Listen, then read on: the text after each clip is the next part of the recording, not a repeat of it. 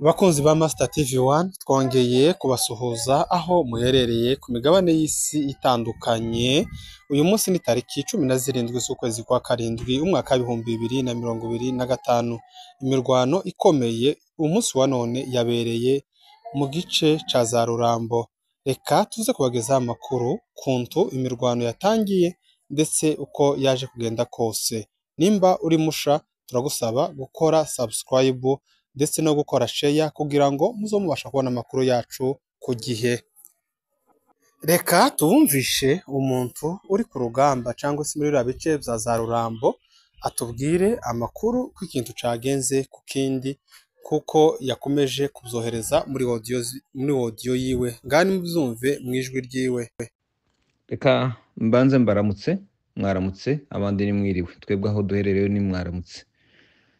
Kuko mwarimu bibonye mzandika hejuru ndetse abantu bashaka kugira ngo bamenye amakuru nimba ariyo muri wa mugambi mubi wa leta, muri wa mugambi wo kugira ngo usenye iwacu. Uyu munsi habayeho igitero kiviriya za Rudefu ndetse cacagiye gikora amakanto atandukanye, ariko ni muri babandi bazamutse za Kagogo bahita bakatinga bazajire ya ruguru.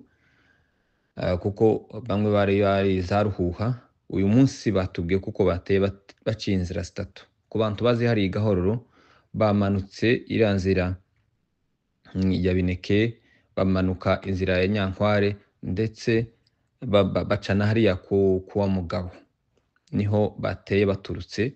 Bateye mu saa 8. Twakomeje kuganira n'abantu bari hariya nyine Igahororo batubwira amakuru kuntu bimeze.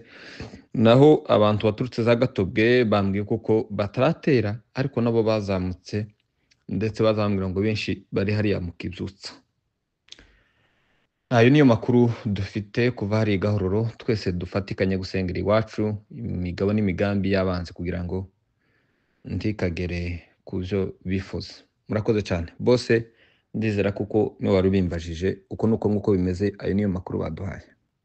Nshuti bakunzi ba Master TV1 dukomeje gukurikirana aya makuru, gusa ikigaragara abantu bose muri bino bice abo dufitiye contact zabo birashoboka ko bataraja ku murongo kubw'impamvu z'akazi mu ruzi namwe barimo, ariko umwanya ku wundi turakomeza tubabwire amakuru uko bimeze, ndetse n'afite amajwi yagera kure bakomeza bakamagana uyu mugambi mubi wa leta wo kumara abaturage bo mu bwoko bw'abanyamurenge kugeza ubwo bagaba ibitero mu mihana y'abasivile. Iki ni igihe cyo kwirwanaho. Umuntu wese akwiriye gukoresha icyo ashoboye, cyangwa se umuntu wese akwiriye kugwanisha ikimwegereye. Abashobora kugwana urugamba rwa social media, uyu ni umwanya wo kwandikira ibinyamakuru mpuzamahanga ndetse no kumenyekanisha akarengane aho mu bwoko bw'abanyamurenge bakomeje guhura nako mu misozi miremire y'Imurenge. Nimba uri musha muri studio zacu turagusaba gukora subscribe. Mwari muri kumwe na Master Fred.